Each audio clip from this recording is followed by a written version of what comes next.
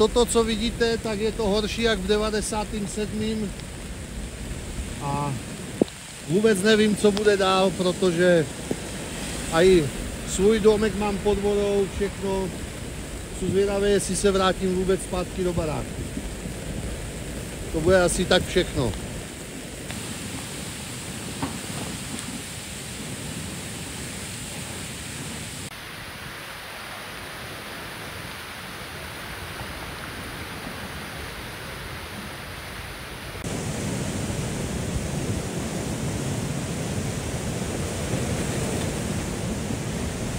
Máme ještě do 11 hodin má být kumulace, takže ještě tady máme tak 2-3 hodinky a máme baráky vlastně tady na té druhé straně té řeky a problém je, že se ta voda začíná valit jak ze strany řeky, tak ze strany polí, takže už jenom čekáme, kdy to přijde k nám a město už je úplně pod vodou a my jsme vlastně tady na hranici, kde ještě zatím voda nezačíná být, ale už se to taky tak začíná strhávat ta voda sem. Baráky nahoru, tam už je stržená zeď, už tady plavou ledničky, už tady plave dětský boty, jako nevíme, co se děje prostě vůbec dál, už nejde síť internetová vůbec, nejde telefon, elektrika ta už nejde hodinu, tak čekáme, že se tady někdo objeví, pomůže nám armáda nebo někdo něco uvidíme.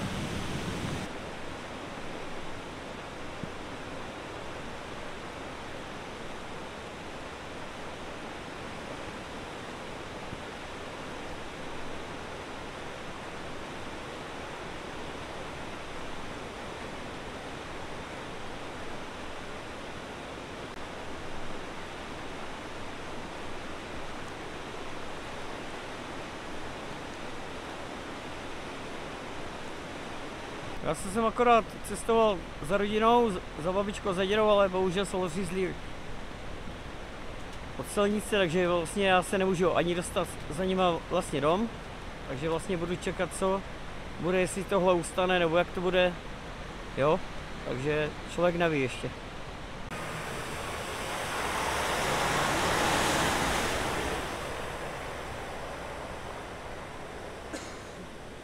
Potvrzuje se prognóza Českého hydrometeorologického ústavu, že bude dnes během dne až do pozdních nočních hodin dál pršet. Je to vidět i teď zrovna venku. Ještě před hodinou jsme měli bdělost jenom na jednom toku, a to na Lužické Nyse tady v Liberci. Nicméně mezi tím během té hodiny už máme trojku na Smědé v Hejnicích a dá se očekávat, že Smědá bude znovu stoupat, protože se déšť na Frýdlantsko a do Jizerských hor na severní návětří vrátil. Co se týká prognózy na dnešní den, tak to vypadá tak, že by měla vážně zlobit jenom Směda po celém toku. Kulminace ve večerních hodinách v Předláncích zhruba na stejné hladině, na které tam Směda kulminovala včera dopoledne s průtokem asi 125 kubických metrů za vteřinu. Nicméně to je stav, ve kterém nebudou zaplaveny jiné nemovitosti, než byly zaplaveny včera, a lidé, kteří chtěli být evakuováni, už evakuováni byli.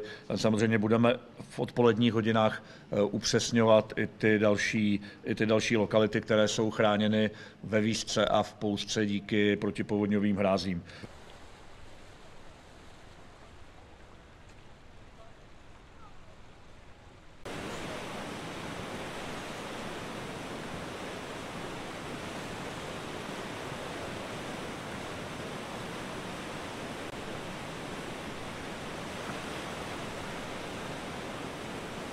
V Libereckém kraji hasiče zaměstnává vedle samozřejmě řešení události ve vztahu s vodou, zaměstnává popadané stromy.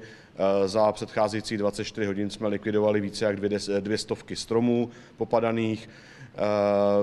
Musím říci, že registrujeme velké dotazy na odstávky elektrické energie, které v tuto chvíli postihují v Libereckém kraji přes 20 000 odběrných míst. Věřím tomu, že ČEZ a distributoři dělají maximum pro to, aby co nejdříve tu dodávku elektrické energie obnovili. Nicméně ten vítr v kombinaci s tím deštěm samozřejmě může zapříčiňovat, že ta obnova té dodávky bude pomalejší.